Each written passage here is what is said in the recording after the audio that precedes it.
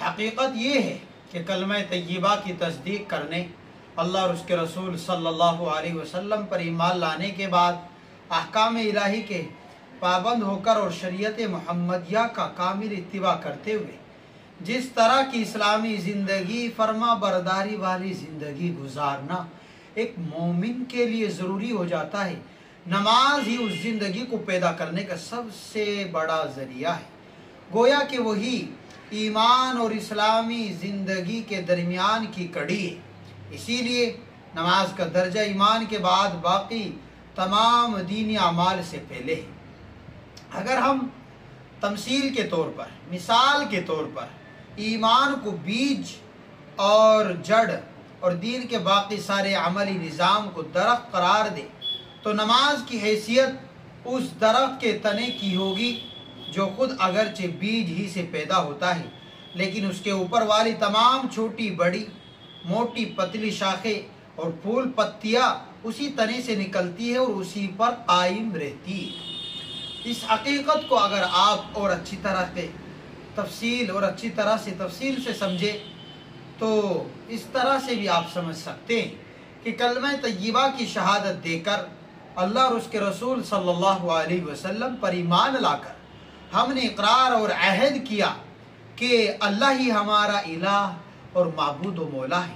لہذا ہم اسی کی عبادت اور اسی کی بندگی کریں گے، اور حضرت محمد صلی اللہ علیہ وسلم اللہ کے رسول ہے، لہذا ہم ان کی لائی ہوئی شریعت پر چلیں گے، ان کے احکام مانیں گے۔ گویا ایمان لا کر ہم نے اپنے متعلق طے کر لیا کہ اب ہماری ساری زندگی اللہ کے احکام کے مطابق اور حضرت محمد صلی اللہ علیہ وسلم کی لائی ہوئی شریعت کے مطابق گزرے گی۔ لیکن عملاً اس طرح کی زندگی گزارنے کے لیے ہمارے واسطے ضروری ہے کہ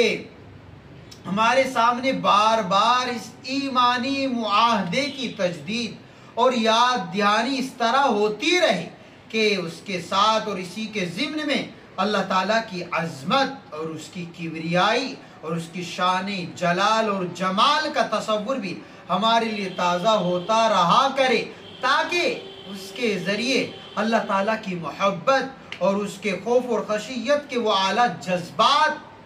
دل میں پیدا ہوتے اور نشو و نما پاتے رہیں جو ہم کو اللہ تعالیٰ کی کامل اطاعت اور رضا جوئی کے لیے بے چین کرتے رہیں۔ پھر ان جذبات کے مطابق عمل کی مشق اور تربیت کا بھی کوئی نظام ہو تاکہ یہ جذبات عمل کے قالب میں آ کر اور عمل کی طاقت کو ساتھ لے کر عملی زندگی پر اپنا پورا اثر ڈال سکے۔ پھر اسی کے ساتھ ساتھ قانون جزا و سزا کی بھی یقین دہانی ہوتی رہے اور اللہ تعالیٰ سے ہم اس اسلامی زندگی کی توفیق بھی بار بار مانگتے رہیں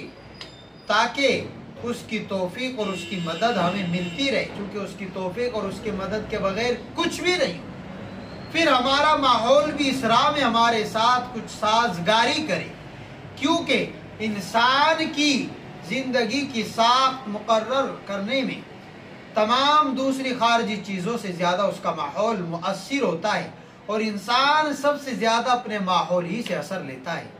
ظاہر ہے کہ جب تک ان چیزوں کا انتظام اور اہتمام نہ ہو، ہمارے